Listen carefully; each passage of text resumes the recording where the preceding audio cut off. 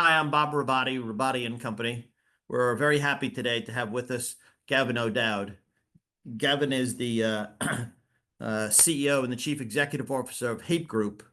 We think Haypp is an interesting company with an interesting situation, and we think a potentially compelling investment idea. I'm going to turn the meeting over to actually Spencer Sibeli, and that's because the concept is one that was not originated by me, but one that was originated by Spencer.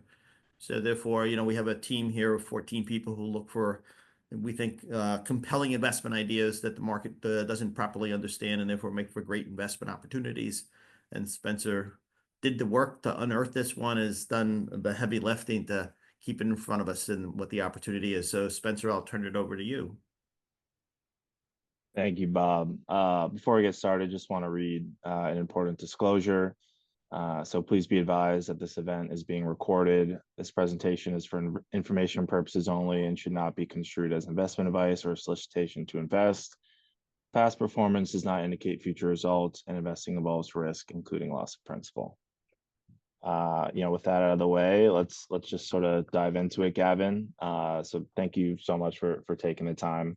We've been following the story for a while, and I think more people have come to see Haypp Group and kind of know you guys. But it'd be super helpful just to start out. What is Haypp Group? Can you just talk about the business itself and maybe dive into the origins of the business a little bit? Absolutely. Thank you very much, Spencer and Bob, for taking the time to have me today. It's greatly appreciated. Looking at Haypp Group and what we are an online retailer of nicotine pouches across 7 European markets and the US. In the simplest possible form, I guess you could view us as an Amazon for nicotine pouches. We don't make any products ourselves. We buy the products from the brand owners, the producers, many of whom are the global tobacco players. We hold the products in our warehouses and we sell them online to our consumers. I think that's the primary part of the business. There's a secondary part of the business, which is not as well known, which is that we capture a lot of information from our consumers regarding what they like and dislike around the products. And we process that and deliver it back to the brand owners regarding how they should adapt their products or the marketing of their products in the future as it goes through. And I'll touch a little bit on that as it goes forward. But we are very much in that space. We operate in the risk-reduced nicotine products. And I guess it'd be helpful. Can you just sort of talk about, the early kind of innings of the industry and the business? So, when it just started as snusbolaget, and sort of, can you talk about your progression, expansion, consolidation to other markets, and kind of how Haypp Group is formed into the company today? Yeah, the company's actually been around for a number of years. It's just over 15 years old. It was founded by two guys who were 19 back in 2009. And their vision was to bring snus. This was based in Stockholm. Their vision was to bring snus online and start selling snus as a product online. This was, at that stage, it was something which didn't exist within Sweden. And maybe just to give some context to some of the non-Swedish viewers of this, snus is effectively not that dissimilar to dip products within the US. It's slightly different in that it's pasteurized rather than fire cured, but it's a small pouch of tobacco that you place under your top lip and you extract the nicotine from there on it. So this business was founded within Sweden under the name snusbolaget back in 2009 by Henrik and Linus. It went through various iterations of it. It was literally a garage startup where the two guys were the entire company for the first number of years. It went through various stages of iteration as they got better and better, both at running the website, managing the existing customers, and gathering new customers along the way. And eventually, I actually came across it in early 2016. At that stage, I'd been working in the tobacco industry for about 8 or 9 years, and I'd taken a role of general manager for British American Tobacco in Sweden and Norway. And I recognized the opportunity that the platform brought when it came to generating some awareness and some trial for some new products which I was bringing to the market. At that stage, the entire oral nicotine market within Scandinavia was still 100% traditional tobacco snus-based products. However, what started to happen radically from late 2016 was the onset of nicotine pouches. I acquired a business for BAT at the time, which was and is still by far the leading nicotine pouch brand within Europe. It's called Velo. It's a very different product versus the US Velo, for those who are familiar with it in the US. And it started to become very evident as regards to what the onset of nicotine pouches could have. You could just see the success that it had for not only migrating snus users across to nicotine pouches, but the success it was having at migrating cigarette smokers, even within Scandinavia, where cigarette smoking was already in rapid decline, across the remaining cigarette smokers, across to nicotine pouches as well. So you could see the onset that was coming here, and it became very evident at the time that as the group of consumers of nicotine pouches started to grow, there was going to be more entrants coming in to provide products for them. You could see that there was a range of 5 global tobacco players which would be taking a run at it, and undoubtedly some others as well. So we had a vision at the time. I had sat down and spent some time with the founders of Snusbolaget. At that stage, Snusbolaget was around about 2% share of the Swedish snus market, and it was solely kept to Sweden at that stage. I sat down and we kind of discussed the vision of how the industry was likely to change over the coming decade, and how what they had was a fantastic platform to springboard into this new generation of products which was coming to the consumer. So I joined the business in the summer of 2017, so it's been just over 7 years ago since I joined.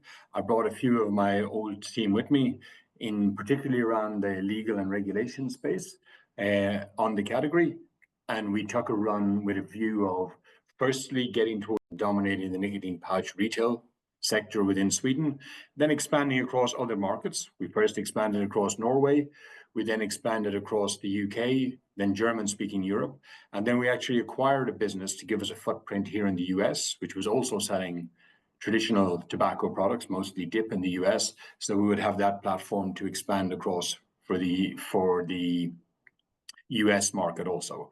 And at this point in time, just to contextualize how that growth has gone, I think when I joined, we were selling around about maybe 10,000 cans a month of nicotine pouches. I think we're now selling around about 5 million cans a month of nicotine pouches. So there has been strong exponential growth running through since. Right. And I guess, can you talk about nicotine pouches? Obviously they've been around in Scandinavia for a while. But how has sort of the market developed elsewhere? Are we still in the early innings? I guess sort of, what market share do pouches have? I guess of the total nicotine market, and then of the reduced risk products market. Maybe talking about kind of that. Are we in the early innings? Kind of where do you see nicotine pouches going from here as well? Yeah, absolutely, Spencer. So you're right. Almost every nicotine pouch that I've come across, or the vast majority of them, actually originated in Sweden. So if you think about one of the biggest brands in the US is Zin, that originated in Sweden. It originated in Sweden. Velo as a brand originated in Sweden. So all of these products came from there. And you can see that, from that late 2016 period on, also Zone, for example, originated in Sweden. All of those products from that late 2016 period started to get some good traction in the Swedish market, and it is undoubtedly the epicenter. The industry often refers to it as it's the Silicon Valley of nicotine pouches per se here. You have a very sophisticated consumer group, you have a lot of expertise on how to produce great products, and you have a lot of capital being dedicated towards product development within Sweden within it. And this means that it is probably undoubtedly the most sophisticated market within it. And what you can see within Sweden then is that at this point in time, the market is rapidly moving towards being roughly 1/3 of the nicotine consumers in Sweden being smokers, although that's about to drop below 1/3 at this point in time. Just over 1/3 being traditional snus users, and just under 1/3 being nicotine pouch users, with that being by far the fastest growing category. And that is still growing by 20 to 25% per annum, even though it already accounts for 1/3 of the base. And what you can see is that there is effectively nobody in Sweden under the age of 25 which is smoking a cigarette at this stage. So when you map this out another 5 years, it's undoubtedly going to be the vast majority of the market in Sweden which is going to be consuming nicotine pouches. And the side effect of that, which you can see, is that almost nobody is smoking. So Sweden is about to be the first country in the OECD where less than 5% of the adult population is smoking. And if you take that down even a little bit further and you look at the population between 18 and 22, less than 1% of the population in Sweden is smoking at that stage. And it's generally perceived as though if you're not smoking at 22, you're probably unlikely to ever take it up. So you can see huge growth in the category and continued growth in the category in Sweden. And you can see a gutting of the cigarette market and the consumption within that. Then if I stand back and compare that as regards to how is that relative to other markets.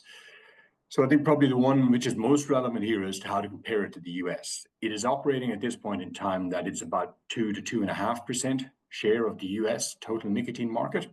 It's still growing perhaps even a little bit faster than it is in Sweden because it's in the earlier stages. I think it's growing about 45 to 50% per annum, and it's getting really good traction running through. You also see it getting very good traction in the likes of a Switzerland, the likes of a UK, and starting to get traction across a range of other European markets. Category has more recently expanded out to more emerging markets as well, such as some places across South Africa, East Africa, Pakistan, Indonesia. There's aspects where it's starting to get some traction there. But at this stage, the vast majority of it is sitting within Europe and North America. And then if I tie that back to the second part of your question on it, Spencer, which is how does it link into the remainder of the risk-reduced product space? So we need to contextualize this. There's about 1.1 billion people in the world which are using some form of nicotine at this point in time. About 1 billion of those are smoking, and about 100 million are using risk-reduced products. And that risk-reduced product space is continuing to grow rapidly. Of that 100 million, there is about 60 to 65 million of those which are using vapor. There's almost 5 million using nicotine pouches, and the remainder are using what's referred to as heated tobacco products or heat not burn products, such as IQOS and Glow.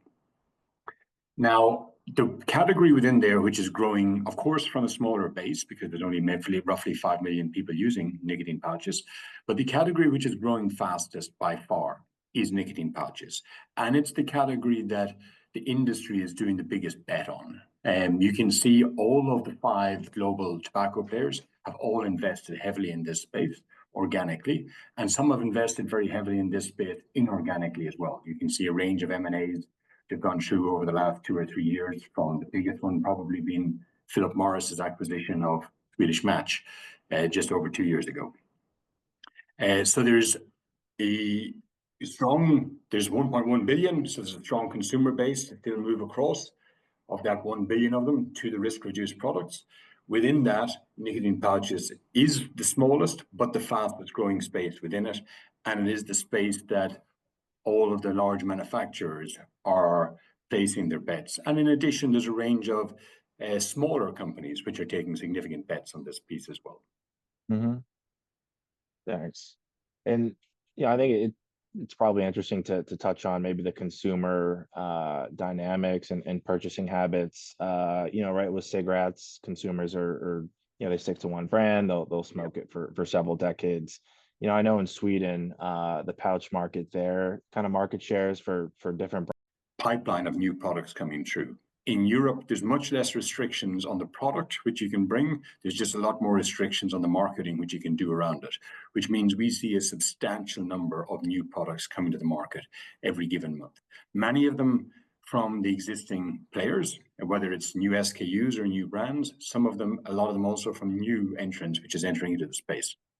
And maybe just to contextualize it, what we can see across a cohort of our consumers, and of course we recognize that our consumers are all digital, so they're going to be a little bit more progressive than most going through it. But we see many of the big cohort of consumers are using an average of 7 different SKUs per annum as they come in. And they're often putting 2.1, 2.2 SKUs as the average of how many SKUs they put in any individual order as they come through. And what that means is that at this point in time within Europe, about 30% of the products that we're selling today didn't exist on the market 1 year ago. So there's quite a radical shift coming through. And this is becoming self-perpetuating, whereby as the consumer is demanding better and better and more advanced products, more money is going in towards product development, which is further accelerating the quality of the products, which in turn is leaving the consumer very open towards what is the latest and the greatest. I want to see what the new experience on that is. And I think we will see the same experience running through the US over the medium term. The question is more, when does the regulatory landscape allow for that as it comes through?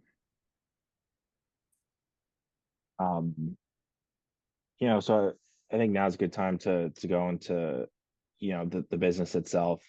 I guess why is Haypp different than your standard sort of e-commerce vendor? What characteristics sort of make your business unique and, potentially have a greater moat than, your average e-commerce business? Yeah. I think the most fundamental aspect are complex category. And because of that, there's a lot of nuances within it that need to be understood in order to operate through it. I think probably the first thing when it comes to online here, the first aspect around our business is that you cannot, in general, advertise this category. In some markets, you're still allowed to advertise it, but even where you are, you often face a lot of restrictions from the global media houses, such as a Google or a Facebook on this where it comes through. So what you can see within our business, as opposed to most e-commerce businesses, we do not buy traffic. What we do and how we get our new customers on any given day is over 99% of the new customers we get on any given day, we get organically. And when I say organically, that is predominantly Google and type in something around the category, around a brand, around the product, etc. And we will always aim to have one of our stores at the top of the organic ranking list as it comes through there. And then the consumers will get to there, tap on our link, come in, see what our offer is, and that's where we get really high converting traffic coming through. Now, one of the questions that I regularly get is, why is it that our sites, irrespective of the market, are always in the leading positions within the organic searches on Google? And this is what's often referred to as SEO, or search engine optimization. And this is a primary chromosome within our business, and it's something which is essential for us to operate in a way that's not the case for other e-commerce businesses, because they can simply afford to spend money on buying traffic. So what you can see is behavior is than any individual I've seen so far. Now, we build all of our platforms in-house with SEO always optimized for search engines within this space. The second thing that they will look at as well, category content to describe various aspects of when to use the category, how to use the category, etc., down to product or down to brand. Is the content on your site unique to your site? And is it content that when people come, they will interact with it and they will consume it? And because of our scale, and we're about 14 times the size of the second largest player globally for online, because of our scale, the quality and the quantum of content which we can create is just it's a different level versus anybody else. And in addition to that, we get a substantial amount of content created for us, unique content created for us by the brand owners, because they want to see how will their product be represented across the 1 million plus consumers that we get on any given month, and a couple of million visitors which we get to our sites on any given month. The third thing which Google will regularly look at, and particularly for e-commerce, it's a great validation for them if they can see that somebody came to the site, they were able to navigate it, they consumed the content, but they checked out. And our conversion rates are off the chart.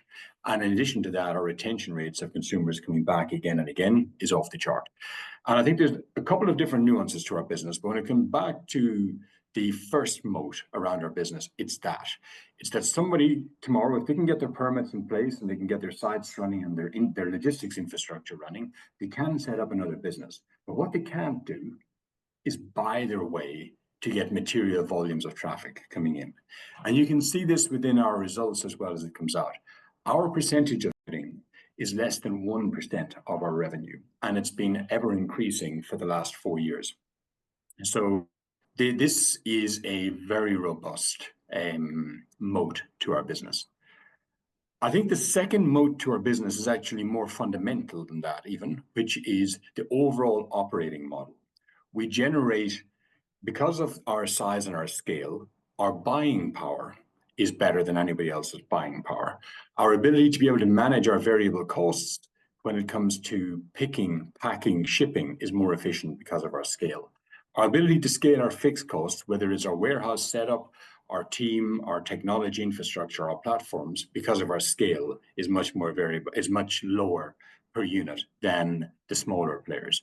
So we are able to operate in such a way that we can provide, we can fulfill fantastic price gaps to our consumers with great convenience versus anybody else, while still being profitable, knowing that anybody who needs to compete with us has to be prepared to burn a substantial amount of money for year after year after year in order to be able to offer the same proposition to the consumer.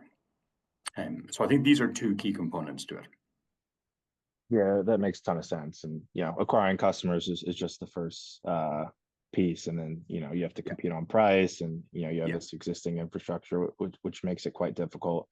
I think important too is, the media and insights piece to the business. I know it's something that's been growing sort of rapidly in Europe, and starting to take shape in the US as well. But I guess, can you talk about how that contributes to Haypp and your relationship with the manufacturers? Absolutely, great point, Spencer. And actually, that ties in to supplement the second point that I was talking there around our operating model. So there are two extra offerings that we do for services that we provide to our brand owners, to business partners that actually make the products. And the first one is media, the second one is insights. So if I take a look at media first, and I know this from being the other side of the table for many years, every time you bring a new product to market, and as I said earlier, there's a lot of new products coming to market, and this is accelerating over time. Every time you bring a new product to market, there's two things you want as a brand owner. The first is you want to generate awareness of the product, and the second is you want to generate trial. Now, our platform is the absolute best in the market when it comes to being able to generate both that awareness and that trial. So we will sell aspects similar to what you will see on the likes of an Amazon, where you can buy banners on different landing pages to be able to highlight there's a new product which has come, or what the flavor of the new product is, or any of the brand essences around it, down to perhaps being able to plug in specific things in the search bar, promoted products in the search bar, or promoted products running through the shopper experience, and down even to the very end of the checkout upsell. You've come in and you've bought 10 cans of brand A and you've bought 10 cans of brand B. Would you like for $1 to throw 1 can of brand C in and try it at home yourself and see how it gets on? Now, the amount of support we get from the brand owners for that is immense. And we are, if you take a look at even markets where they're becoming quite mature, such as Sweden, which was our first market, we may only account for 32% of the total Swedish market of nicotine pouches, but we're pretty clear that we've gotten about 65% of the new product trials which are occurring within Sweden. So we are disproportionately punching well above our weight when it comes to the share of awareness and trial that we generate. And then the second piece you touched on there is insights. So one of the bugbears that I'd had myself, again, from the prior life, one of the bugbears I had was the amount of knowledge I could get on the consumer and how the consumer was behaving. Now, you got to bear in mind, these are consumers which are extremely valuable. A nicotine pouch consumer is extremely valuable to the brand owner because of the operating margins. They're a very simple product to make, but the operating margins are huge. So my biggest challenge previously was never how much money I would pay to understand the consumer, but it didn't matter how much I paid. Nobody could give me enough detail on what the consumer was doing and why they were behaving the way they were. So we have become the largest insights provider to the industry globally over the last 4 years. So we set this up back in the beginning of 2020, and we call it Haypp Insights, and we break it down into two parts. The first part we call the quantitative part, and the second the qualitative. So the quantitative is where we put a front end on our data so that the brand owners can see how each consumer segment is behaving. It can either be based on their segmentation keys, or if they want, they can run with the segmentation keys that our data scientists generate. And what they can see is, per consumer segment, which consumers are aware of their product, which consumers have considered their product, which consumers have tried their product but not remained loyal, which ones have gone into repertoire that they're using their product regularly, which ones have even gone the whole way to loyal, and that is the primary product for them. And then even when some of those consumers leave, which product have they gone to? So this whole piece, it also touches on price elasticity. It looks at brand strength across different consumer segments. All of that aspect is a subscription model where somebody says, where each brand owner pays a fixed fee for the year to be able to get a license to the front end. And that is done per brand owner, per market, per year. And it's quite a robust revenue generator for us. But then what always comes off that is, okay, so I know now that I'm losing this number of consumers or that they're going to here, but what you can't necessarily answer from there is the why.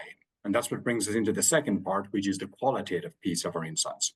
So we have a dedicated qualitative research team in-house, whereby if we know that 1,000 of your consumers or 5,000 of your consumers have left your brand to go to competitor brand X in the last 3 months, and you want to know why, we would pick those off and we would be able to send out initially just questionnaires. Those consumers are going to say, so why did you go?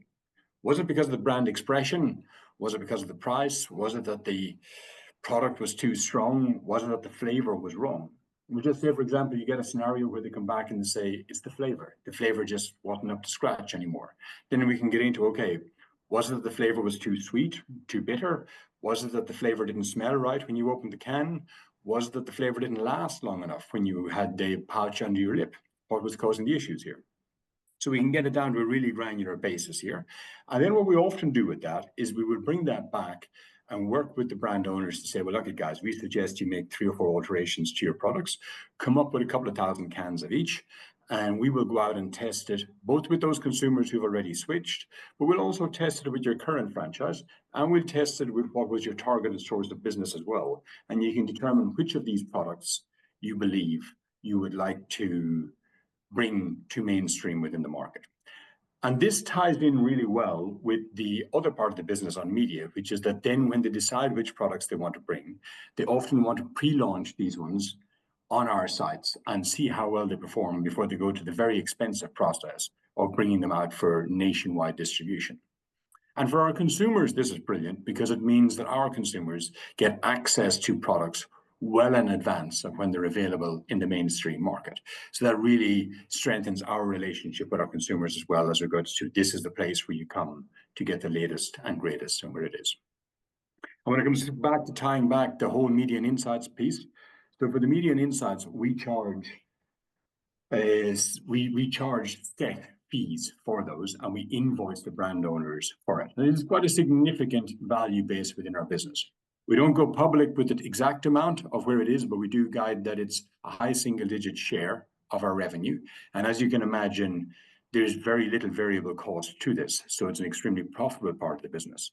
And when you overlay this in with what we were discussing 10 minutes ago as regards to our scale, enabling us to be able to be profitable when others can't, when you have this ancillary revenue coming in on top with that level of profitability behind it, it gives us a very robust advantage in the overall economic dynamics within it. And we continue to invest into the media and into the insights, and it continues to increase as a share of our overall revenue, which gives it a lot of oxygen as we go forward.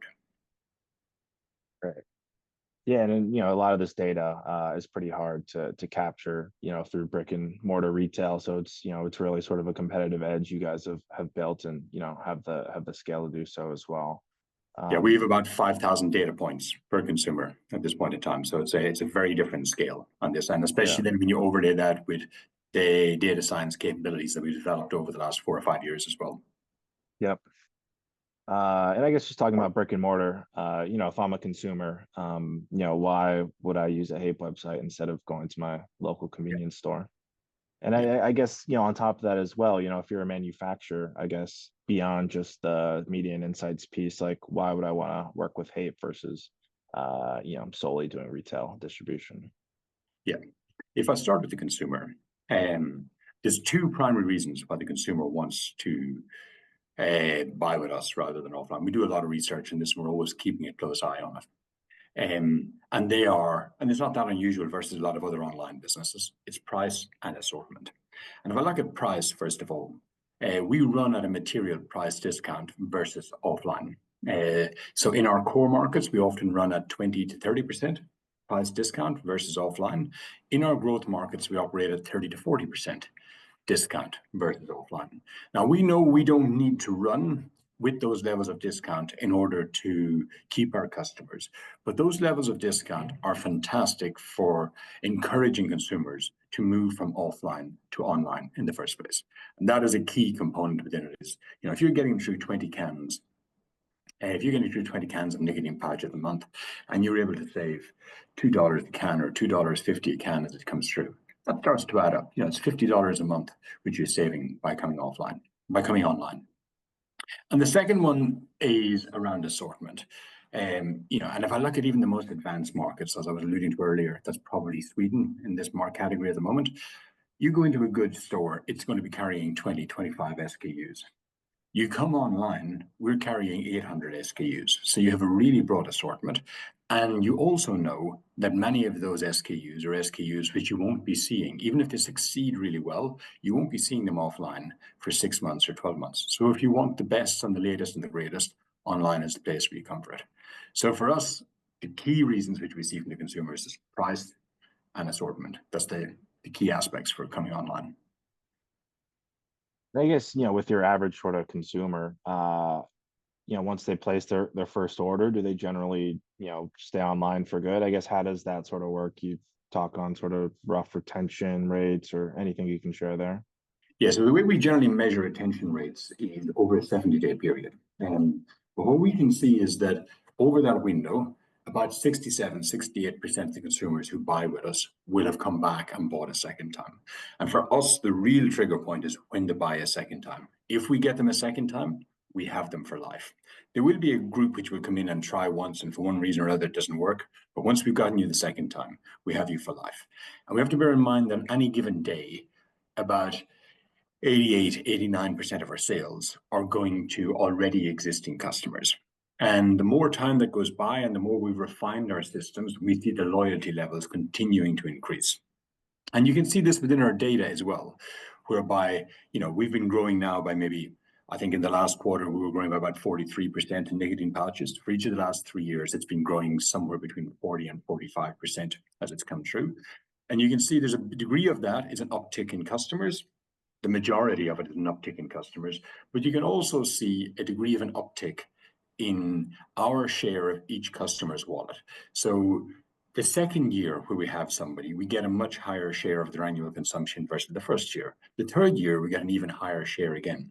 And what we see happens is that when customers come and start buying with us at the beginning, they put in an order. We just say 20 cans. They use the 20 cans. They run out. They've forgotten to put in another order. They pick up a couple of cans at the gas station in Europe, maybe perhaps even at the grocery store as it's going through. And then they think, you know what? I'm going back online and buying it again. As they get into their second year, they're actually become much more educated on where it gets to. And they're realizing as they're getting down to their second last can or their last can, you know what? It's time to pop another order in again. So hence we get an even higher share of their annual consumption for the second and third year. So the loyalty rates are impressive, but to be fair, I recognize I'd expect high loyalty rates in this category. This is a repeat purchase category. Unless somebody stops using nicotine, I would be expecting that we should be retaining them as a loyal consumer. Mm-hmm. Well, I guess, can you touch on sort of your logistics footprint? So take a market like the United States, for example. What does that sort of look like? Can you talk about, maybe the inventory working capital cycle as well? Do you have sort of large inventory purchases? Just the dynamics there as well will be helpful. Yeah. So as I said at the beginning, we buy all of the products. So we own the stock when it comes through. And over the last 5 years, we've gone from operating with 3PLs in all of our markets, where we would have a different warehouse, an external warehouse where we would send the products through, they would pick it, pack it, and ship it on our behalf. As we've gotten to enough scale in all of the markets, we now effectively run with our own warehouses in every market. We started off in Sweden, then Norway, then the US, and the UK and the US. And these markets tend to go through the same stages. The first stage is 3PL. The second stage is get quite a substantial warehouse that we can grow into, but don't bother with much automation. Then as the volume grows, then it's about implementing automation so we can reduce the variable cost per pick, and also that we can minimize the amount of time from the order is placed until the order is ready to be shipped. Now, I'm at that level of full automation in Sweden and Norway, and actually as we speak, our automation has just landed in Texas for our Houston warehouse, and that should be up and running by the end of this year. Now, that automation really, not only does it drive hours off the average time from the order comes in until the consumer receives it, but it significantly reduces the variable cost per order as it comes through. So maybe just to contextualize this, in our largest warehouse, which is Sweden, we were able to pick about 1,600 orders an hour with a team of 6 people and get them out. And to contextualize how this varies across markets, for example, in Sweden, maybe 3.5% of my revenue is spent on picking and packing.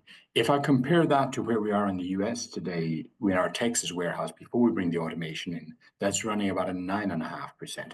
So we really see great benefits of scale as we get to that space and being able to introduce the automation into the warehouse. Then tying on to the next aspect as regards to stock and stock turnover, we turn over our stock. This is it's a rapidly moving product. We turn over our stock about 14 to 15 times a year. For our fast rotating SKUs, it's even faster. We don't need to carry material amounts of stock here. That effectively balances out with the payment terms that we have for our products. And then of course, we generally get paid within 24 hours from when the order is picked and packed by the payment providers. Now, what you will see is that occasionally our stock will spike. So if we see something changing within an environment, often driven by increases in taxes or something like that, you'll often see us stock building beforehand. So for example, it's not unusual in some of the European markets where there's a tax increase coming in on the 1st of January, and you will see us loading up our stock quite extensively through December so that we benefit from that incremental price benefit towards the consumer and on the 1st of January as the tax increases. But in general, we are only carrying a couple of weeks of stock. And we've been able to grow the business without materially increasing working capital over the last 5 years. No, that's perfect. Yeah, so I think we talked about the dynamics of the business and the history of the industry. Yeah, I guess one thing would be, obviously this is nicotine and it's a highly regulated space. So I mean, any sort of update you can provide on ongoing regulatory development and how those are sort of shaping out would be helpful. Yeah, absolutely. I think there's probably 2 aspects within this one that I think is a good opportunity to bring up. One is emerging regulation and the principles around that, and the other is legal dynamics, because there's always, as you go through this stage for this industry, there's always some legal challenges that arise around this space as well. So when it comes to overall regulation, the principle of harm reduction is pretty well embedded across both the US, with the FDA in particular, is very supportive of the principle of harm reduction, and within the EU, where the Tobacco Product Directive at an EU level is supportive of it. And even for the UK, which is no longer part of the EU, even recent policies coming out from them has been very supportive on the concept of risk-reduced products or harm-reduced products.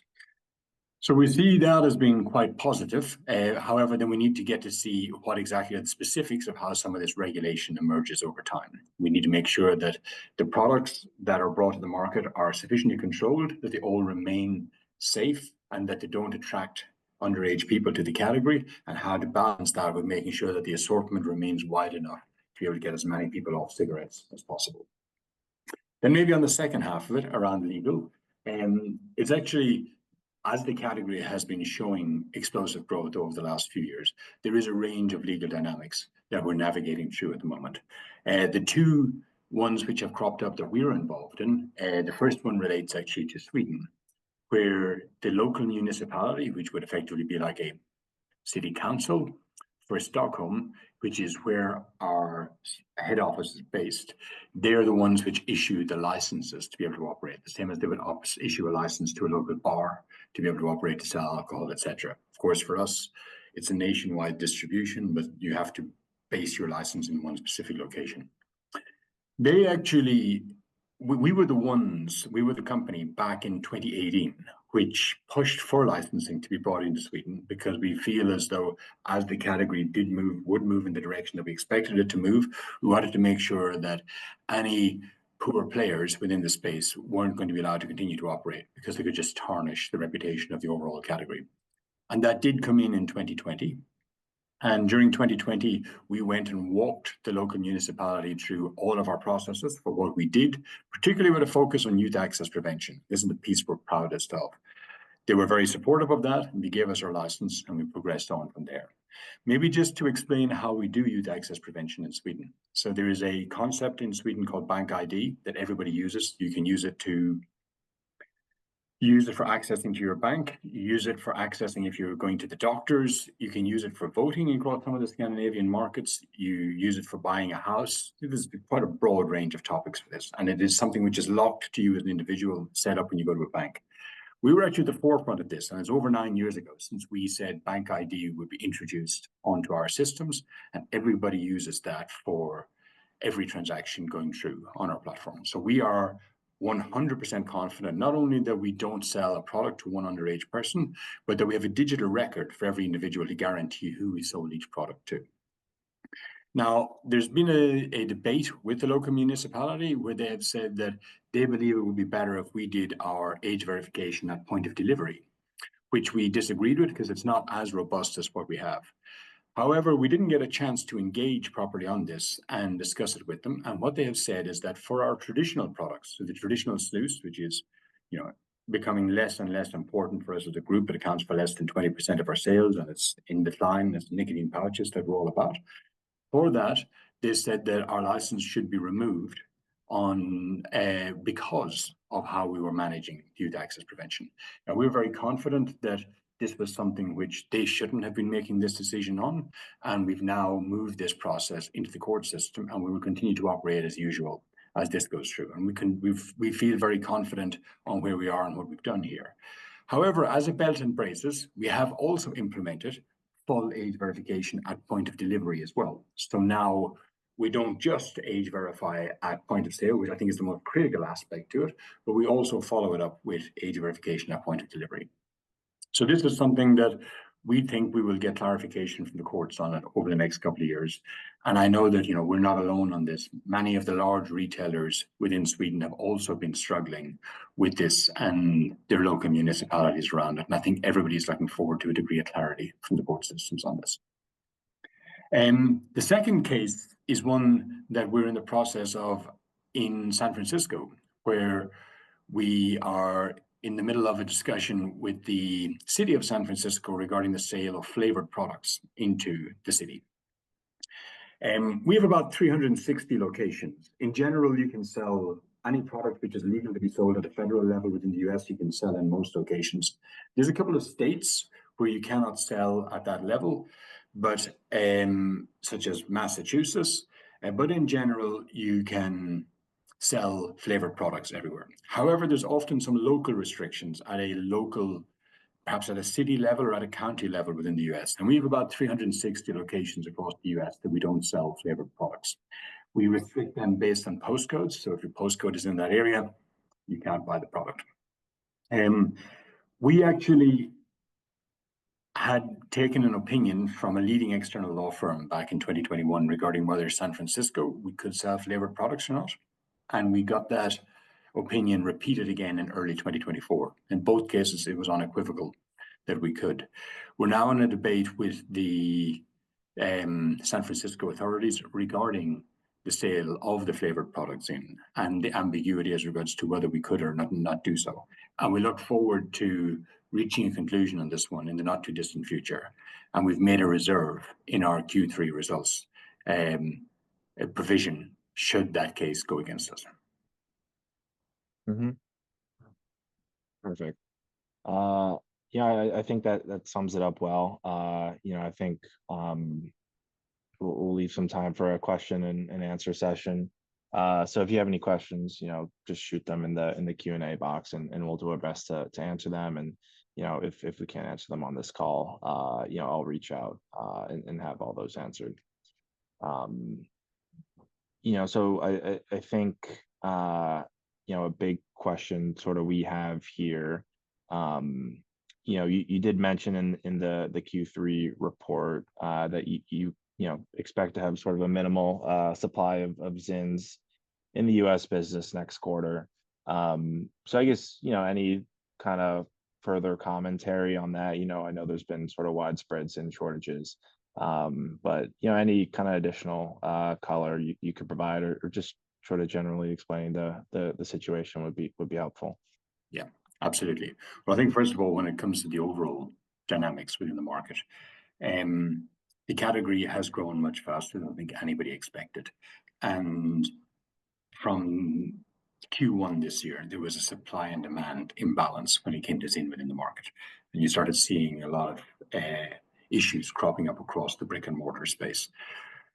We recognized that this was coming perhaps a little bit before others did, and we managed to gather enough stock to be able to buffer ourselves as we went through Q2 and to a certain extent Q3 as well. So we had a good starting point going in, but even with that starting point, you always run out as it comes through. In addition, we had quite a privileged flow of supply early on, but as the conditions have extended, the gap between supply and demand have extended even further. And with the absence of the back stock that we had, we're now getting to a situation whereby we're struggling to actually source sufficient volumes of Zin in the current environment.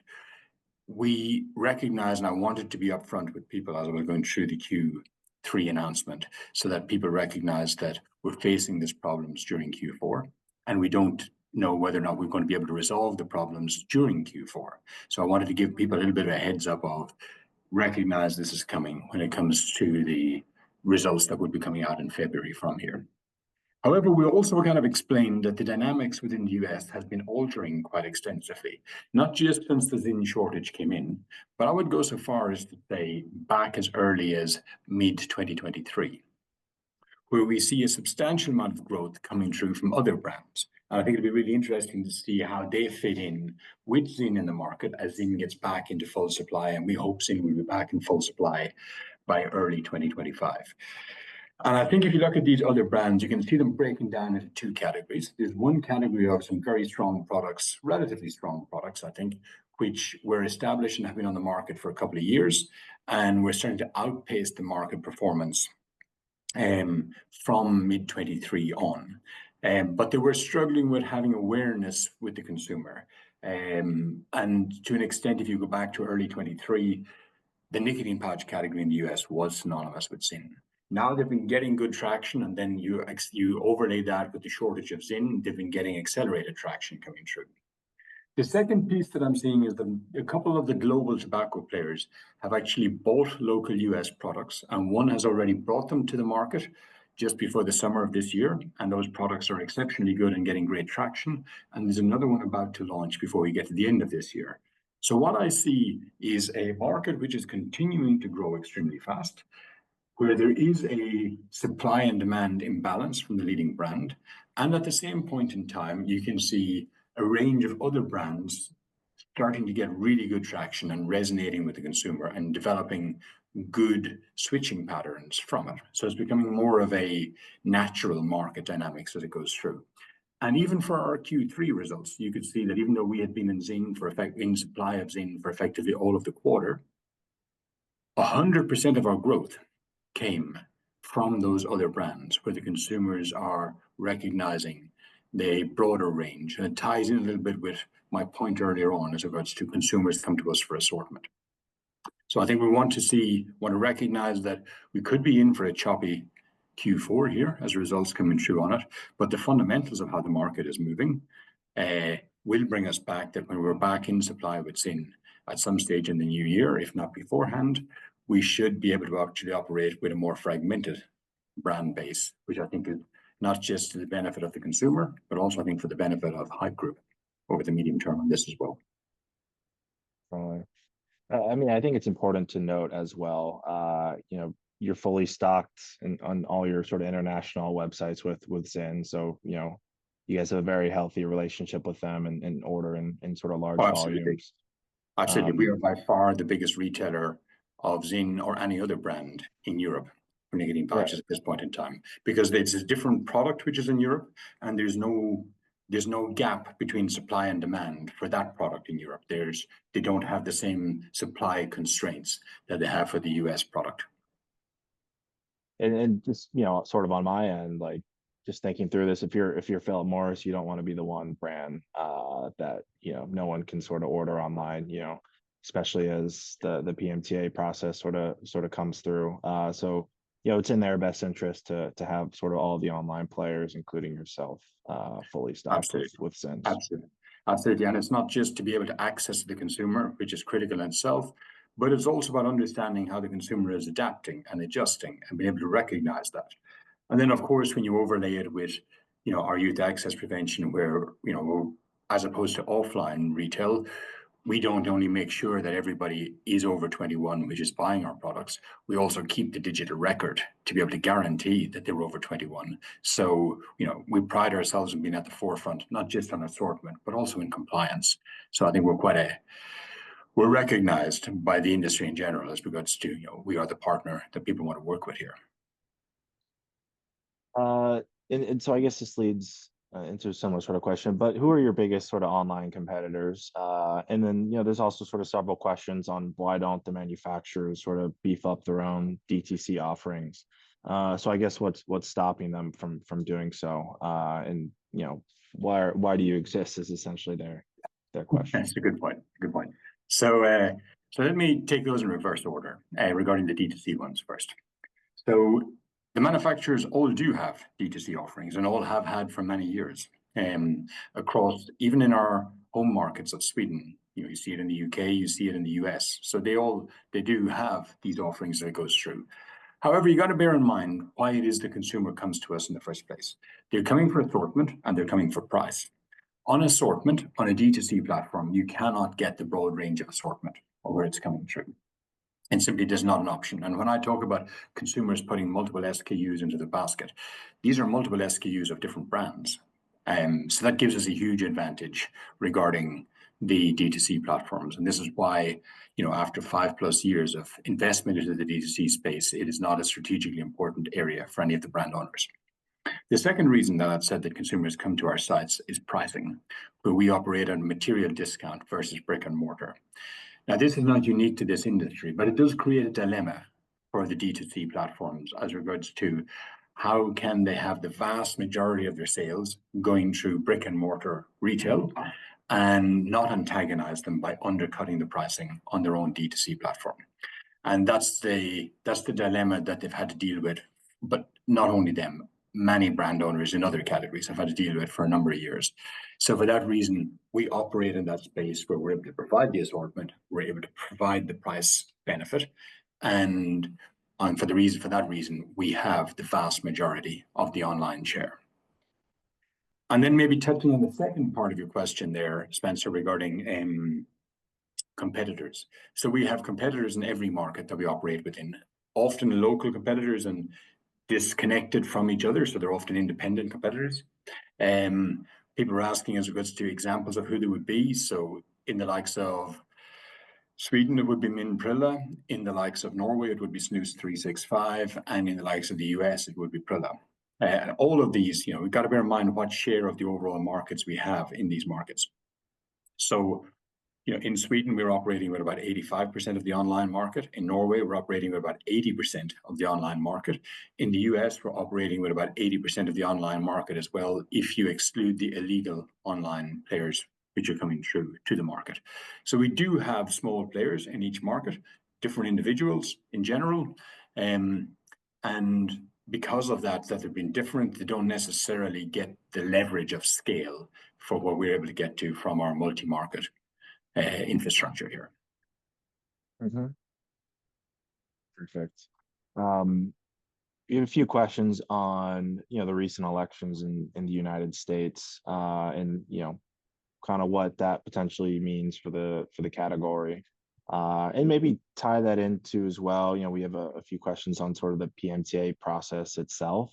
So I don't know, maybe just a general update there, and how that's sort of artificially sort of limiting competition at the moment, but might not be the case forever. Yeah.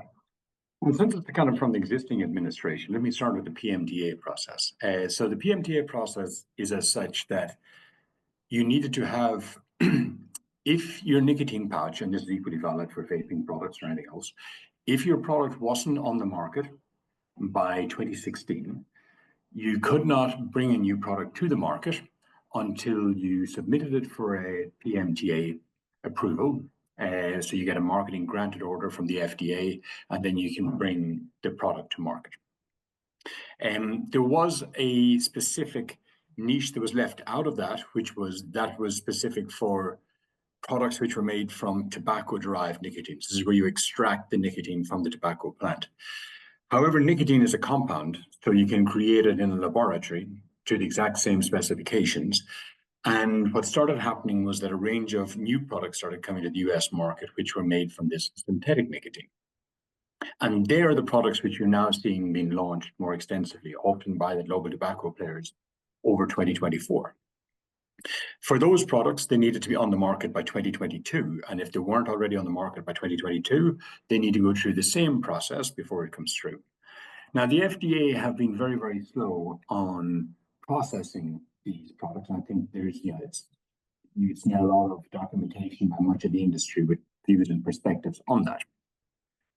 However, I think that 2024, we were starting to see some light at the end of the tunnel. So, of course, they had an even much greater number of vaping products in that pipeline than they did for nicotine pouches. And it wasn't easy for them to differentiate and allow nicotine pouches through. So it was almost a first come, first served basis. And what we started seeing in the spring of 24 was that they started to approve some products within the vaping space. And then as it started getting in towards the summer of 24, they started approving some flavored products. So this was creating very strong precedent. And I think those precedents are the important aspects for what was going to come true. So people often talk about, how will this open up more in a new administration? I think it needs to be borne in mind that the principle of risk reduction was starting to manifest heavily in the old administration. Or in the existing administration, and they were starting to approve products as it came through.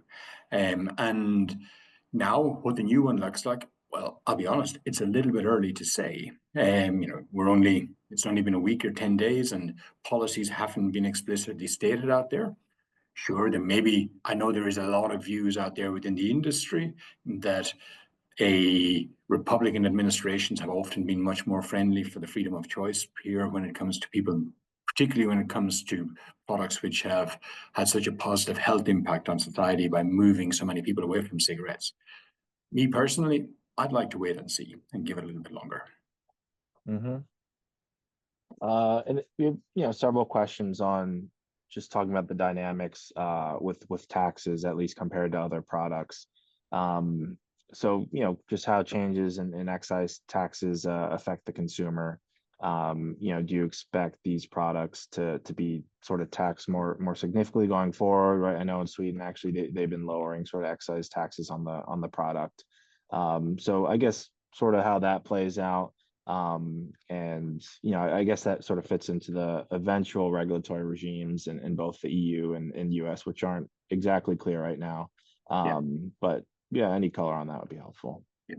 So generally, when it comes to taxes, I quite like taxes being introduced onto the products.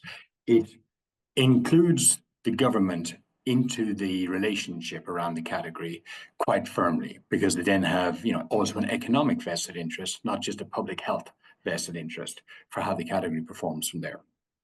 And what we can see, and it's not unique to nicotine pouches, it's equally valid for vaping. What we can see is that where taxes around the products have come in, governments tend to apportion the tax for nicotine pouches or for other risk-reduced products to a certain extent relative to the harm of the product. And since these products are generally viewed as being sub 1 or sub 2% the harm of a cigarette, the taxes on them are much, much lower. And you're right, Spencer, as regards to what you're seeing coming through now in Sweden on it. So just to contextualize this, a can of nicotine pouches in Sweden carries around about 10% tax of a pack of cigarettes. And while they haven't reduced the taxes on nicotine pouches, because it's already below that of snus, what they have done recently is further reduce the taxes on snus, which was operating at about 20% out of a pack of cigarettes previously, and upped the taxes on cigarettes. So that principle of providing as much economic benefit for people to reduce the harm of how they're using the nicotine is pretty clear within it. So I would expect as the years go by, that we will start to see more and more of the products being taxed. But I would expect that the amount of tax which is going to be attributable to the products is going to be a fraction of what you're currently seeing on cigarettes. And while it will increase the pricing marginally for the consumer, you got to bear in mind the long-term benefit of also making sure that both governments and states get a little bit of benefit from the rapid growth in the category as well. I guess, how do you think about just sort of pricing in general? Obviously we expect sort of lower excise taxes, but how do you think about the manufacturers and sort of on their end raising pricing? And I guess, how do you specifically think about pricing as well? Do you sort of look at retail? Do you sort of have a specific margin in mind? And how do you kind of feel about raising prices over time? I know now that hasn't been a focus for you. But yeah, any commentary there? Well, I'll start off with retail first, because I guess that's where I have perhaps the deepest insight as regards to what our thinking is within it.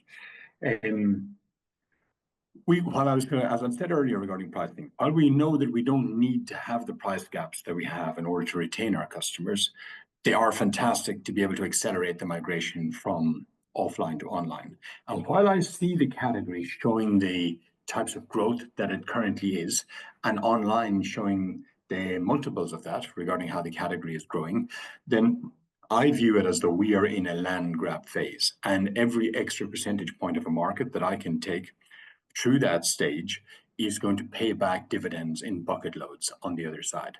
So I don't have an appetite to narrow the pricing gap of where we are versus brick and mortar at this time. I think we're at that, like I said, land grab stage.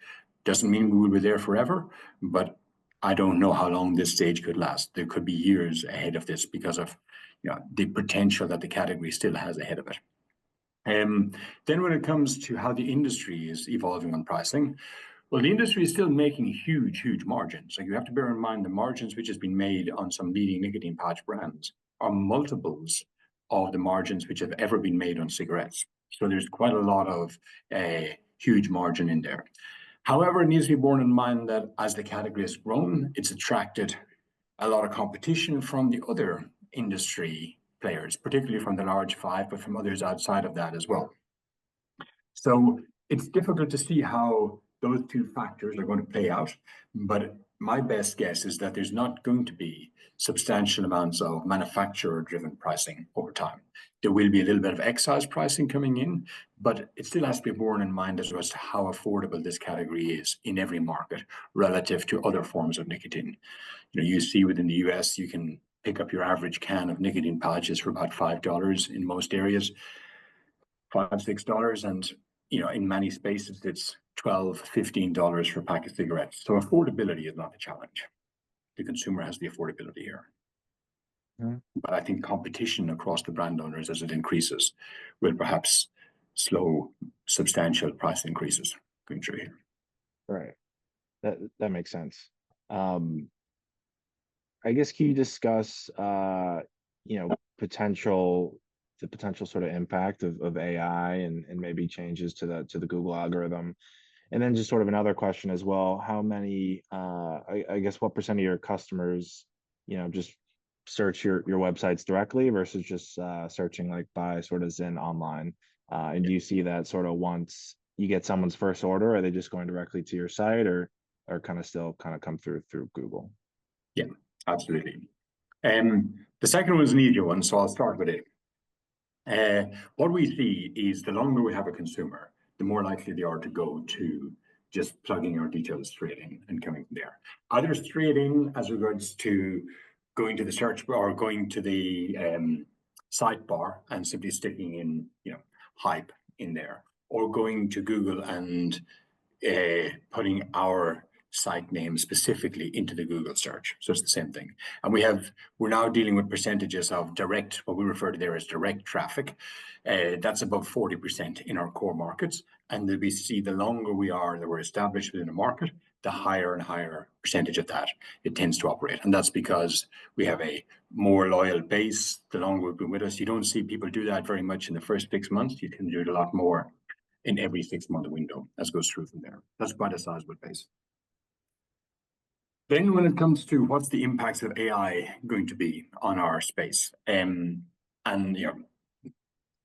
this is how long is a piece of string to an extent here. It's a slightly difficult question on it, but I think we're moving into a universe where, and you can already see it with some of the traffic coming through on some of the AI engines at this stage. I think we're moving into a space where people are not going to be going to the likes of Google, and whether it's a competitor of Google or whether it's Google reinventing themselves, people are not going to go to a search engine, type in a search result, and get back 10,600 results of pages that people should go to.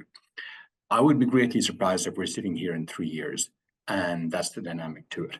You very much get a sense of, you ask the question, you get an explicit answer based on the full extent of the large language models that's come through, and then you get a link to 1 or 2 locations, often only one, of if you want to understand more or if you want to buy the product, this is where it goes. So we're very much in the mindset that it will actually consolidate the space even further of a winner takes all. And we've been investing quite heavily. It's been almost 2 years ago since I first came across, and my marketing and tech team first came across ChatGPT. At that stage, they just released 3.0. And you see how well that has developed over time. And you see how well some of the alternative products are out there on it. So we are very much around developing our content to make sure that we are the one that is referred to there along the way. But the principles that Google have will equally be as valid for that. They are going to want to send their traffic to a site where the customer can get the best possible experience. And they will be looking at how deep is the content, how good is the offer, how solid is the reputation of the business when it comes to Trustpilot scores, NPS scores, integrity, credibility, cross-linking, all of the dynamics. The same principles will be used and more. But the principle will still be there of they will want to connect to where the customer can get the best possible experience. And I think there's a great opportunity that comes with this. And I guess you guys put out sort of 2025 targets. Is there any update you can provide on those, if at all? And then sort of, can you talk about the margin opportunity in growth markets? Sort of how you see that potentially developing, when compared to the core markets business. Yeah. So we laid out our 2025 targets of 5 billion revenue. So we did this back in 2021, when we were coming off the back of a 1.7 billion revenue. We said 5 billion revenue in 2025 and mid to high single digit adjusted EBIT margins as we came through, with the bulk of that 5 billion revenue coming from organic growth and some bolt-on in between. We then came back in late 2023 and we lifted our revenue target, where we said we will reach the 5 billion solely from organic. And what that would require is that if you look at where we've been tracking over the last few quarters, that would require growth rates for 2025, roughly in line with the growth rates, if not slightly above the growth rates that we experienced for Q3 of 2024. Now, we recognize there's degrees of turbulence out there around the market, and we don't know. It's going to be we don't know whether or not we're going to be able to achieve that. I think there might be more of volatility around the ability to hit the top line target than there will to hit the bottom line target within this space. So what we've come out now, and I kind of alluded to it there in our Q3 results, is that I think we've come quite a long journey over the last 3 years since we IPO'd. And we will come back in the spring and provide further long-term, medium to long-term targets for the business from there on. Mm-hmm.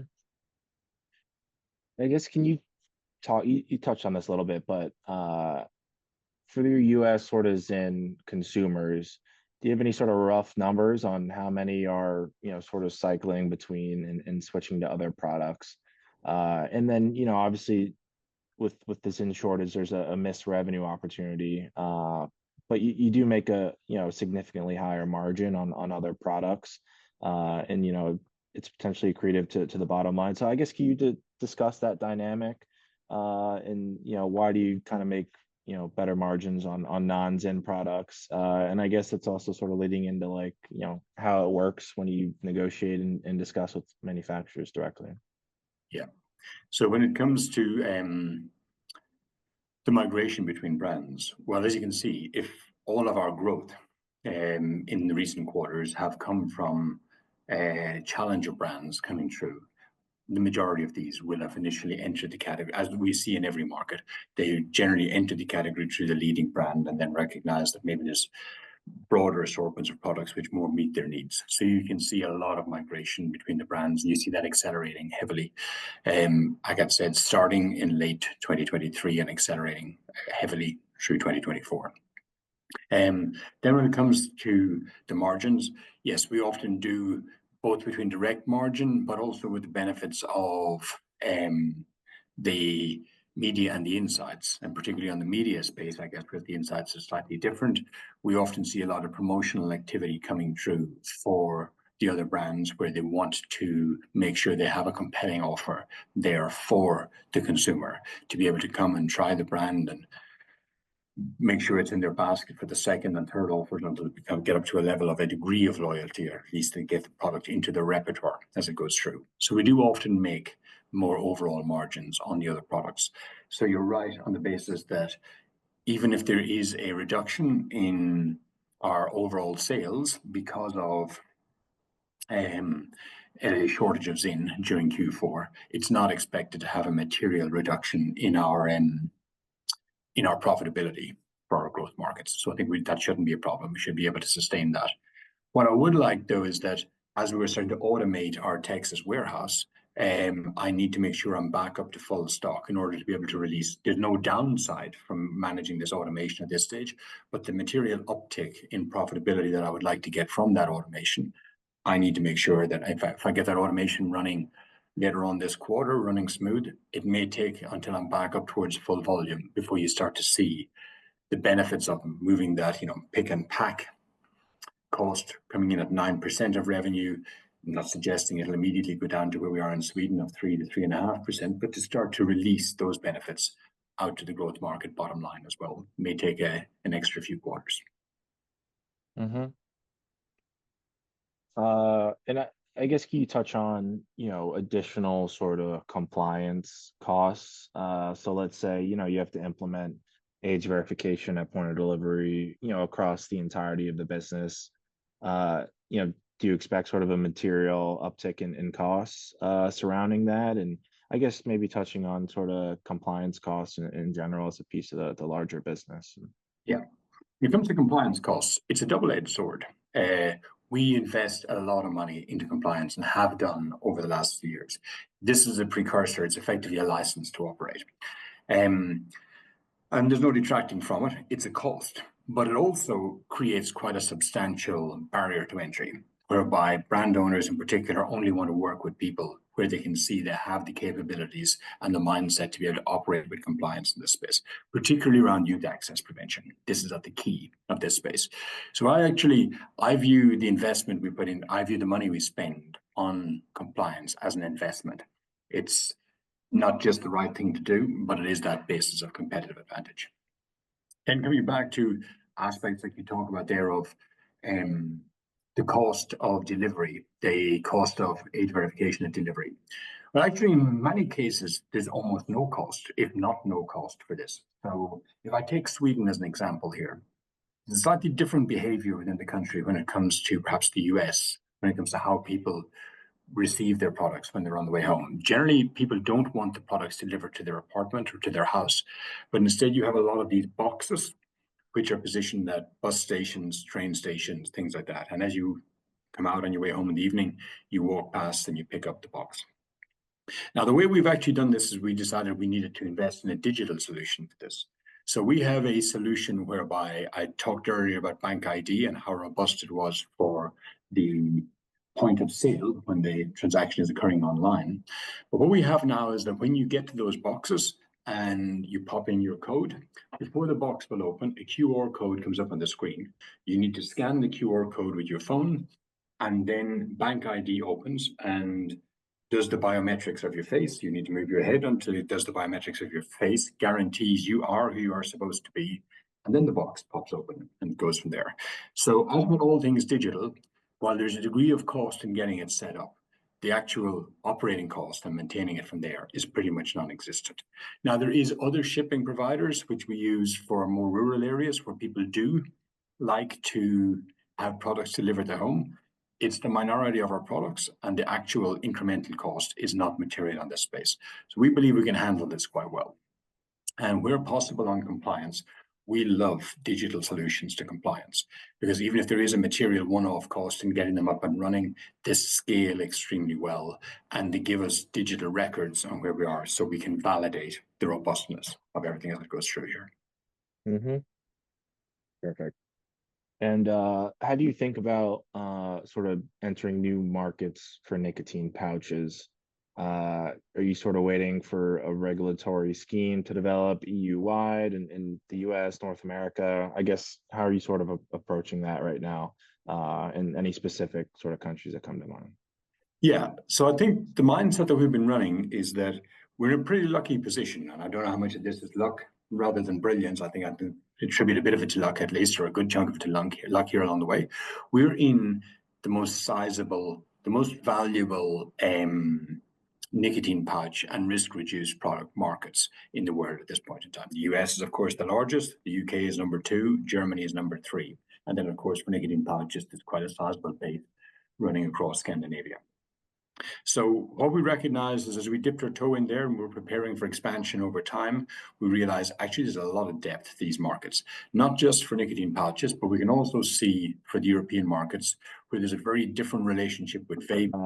Yeah, we're just talking about how you're thinking about new markets for nicotine pouches, new geographies. Are you waiting for a regulatory landscape? And I think you sort of started by saying you're in the best markets, in the biggest markets. I think we're in the best markets. I think we have an opportunity to continue to dig deep where we are. And I've talked a little bit during early 24 and late 2023 as regards to how we're overhauling our infrastructure, which not only gives us scale for our existing markets, but it also gives us a fantastic opportunity as we go into the new markets to actually hit them running fast. So at this stage, it's going to be now dig where we are, but we are preparing for moving into new markets with a focus on other European markets, but recognizing that the biggest opportunity is in the markets we're currently in. And so, right, with Europe, there's a bunch of countries that have introduced positive legislation, legalized the category. There's some that have banned it. But if I understand correctly, the EU in the end will likely come out with a EU-wide framework, and that would sort of overrule the local regulations in each country at that stage if it comes. Yes. Yeah. So the EU legislation for almost all European markets, or for all aspects around the category in European markets, is done at a Brussels level. And you have variants of this coming through before, where you have roughly TPD1, which came through approximately 15 years ago, which regulated particularly around cigarette space and where that was coming through. You then had TPD2, which came around touching heavily on vaping in 2016. And at that point in time, there was a range of European markets where vaping wasn't legally allowed. And then it said, okay, here are the rules around vaping. These products are not allowed in any market. These products are allowed in every market. And we expect TPD3 to come later on this decade. And we expect it will have quite a positive impact for the category as well. And we expect that it should introduce restrictions such as maximum strengths in the category, aspects which we have already self-regulated on since the beginning. It should put in restrictions as regards to making sure that flavors aren't particularly attractive to youth. There is a range of dynamics here that should come through in it, and we see quite a good cohort of markets, of countries, which are quite supportive of the category at this point in time. So we feel very positive on that. Perfect. Oh, and then can you discuss the emerging segment a little bit?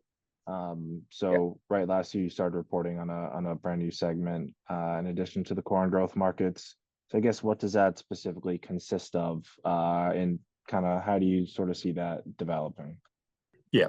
So this is a segment which is everything beyond. So we'd started off initially with Sweden, and we said, then brought it out to Norway. As we got those two markets into profitability, we went through a few years where we used the money from those two markets in order to finance our growth markets. Then as the growth markets moved into profitability, we felt as though we could justify investment into further expansion from there. And the first phase of expansion, which we have in that emerging market space, is the expansion into the vape category in European geographies where we already are. We started off initially just over almost a year and a half ago into the UK, because it's the most competitive vape market we feel on the face of the earth. And we felt if we could get in there first, really cut our teeth and learn where were we in this category and how we could figure out how to master that as well, especially recognizing that there was a big relationship between it and nicotine pouches, where a lot of the nicotine pouch users were ex-vapers. We then expanded across into Germany and into Sweden. And we've seen that the dynamics within this is very similar. The consumer wants a broad assortment of products, they want guidance to what that product is, and they want a material price gap versus what they're spending in the offline stores. And our setup, both for stores and for logistics, was perfectly rigged up to add this second category in alongside it. We then picked it out to be able to offer more visibility on it, with the way we have it as a reporting segment from the beginning of 2024. And you can see that it's been growing at a serious pace over the first 3 quarters. So just to put it, for example, between Q2 and Q3, it's been growing by over 60% from quarter to quarter as it comes through there. And it's requiring a level of investment as we get up to scale, but we feel the dynamics around this is exactly the same as the dynamics we had when it came to getting to scale, firstly in Sweden with nicotine pouches, then in Norway, then in the US, etc. So we feel very positive that this is a good, healthy fit for our business. Perfect. And we're sort of wrapping up on time here. So I guess where do you see the company in 5 to 10 years, and are there any sort of closing kind of remarks you'd like to make? Yeah, well, look at it. From me, I think we're at the epicenter of two mega trends that I envisage it coming through here. The first one is the migration of people from more harmful forms of nicotine, particularly cigarettes, to risk-reduced products. And that trend is 5 years ago, it was questionable as regards to whether or not it was a fad. Now it's over 100 million people.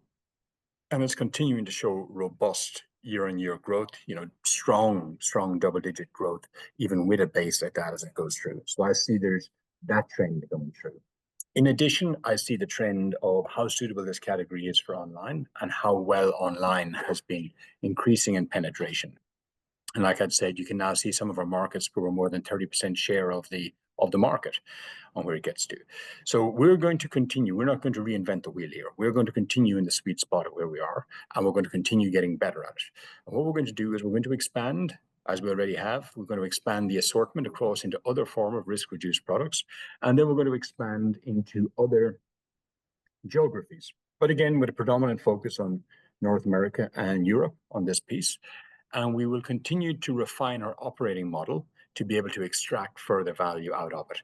And of course, there's the likes of the media and the insights that you alluded to earlier, but there's a range of other offerings that we've started over time as well. So for example, a lot of our data is now actually being used by the industry for supporting the regulatory statements through to the regulators, whether it's new products which they're bringing to markets or products which have been on market for some time already, or being able to say, well, based on the Haypp data, we can see this percentage of our consumers were ex-smokers, or this percentage of our consumers were ex-vapors, or whatever is coming through on the way. So we see that we continue to refine the model, stay in this sweet space, and benefit from those two mega trends of both the category and the channel growth as it comes through. I think that's all the time we had. Gavin, thanks so much for coming on and telling us about Haypp. And apologies if we didn't answer your question. We'll do our best to respond to each individual question. And feel free to reach out, Spencer@robotti.com. Happy to discuss Haypp and answer kind of stuff more specifically. Yes, let me reiterate. Thank you, Gavin. Thanks so much for joining us and sharing with us a extremely interesting and we think compelling opportunity. So thank you, and thank you, Spencer, for all your work and everything. Take care. Thank you very much, gentlemen, for taking the time. I greatly appreciate it. Thanks, Thanks, Gavin. Take care. Bye, everyone.